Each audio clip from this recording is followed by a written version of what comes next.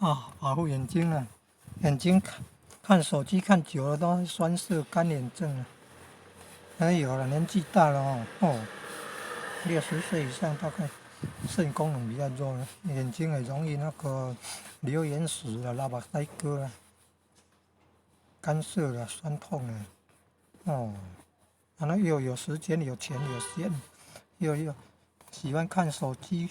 用手机看影片看很久，哇，又有蓝光会伤眼睛了，要会调整。看 YouTube 影片的时候要晓得会调整，采用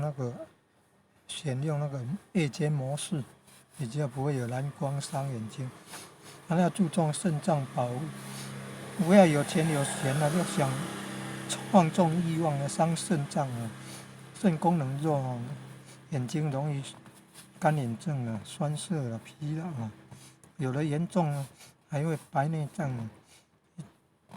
了，久了还会那个瞎眼睛呢，很可怕呢。来减少欲望，放纵欲望，然后又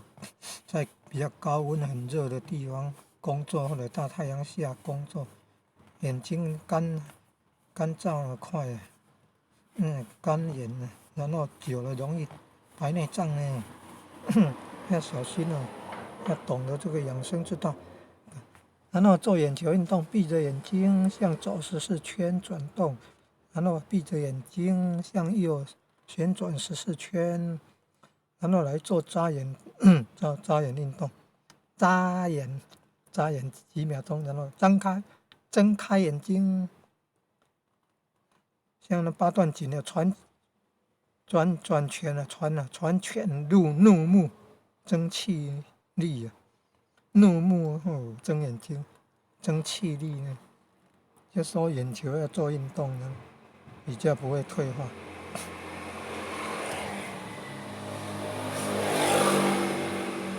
左转右转这样的然后做眨眼、睁眼的这种动作了。最重要照顾肾脏啊，要减少欲望啊。60岁以上最好不要有什么爱欲啊，照顾肾脏啊，对健康对眼睛有帮助呢。容易流眼屎的也是因为肾功能衰弱呢，干眼症呢都是也跟那个肾功能弱也有关系呢。要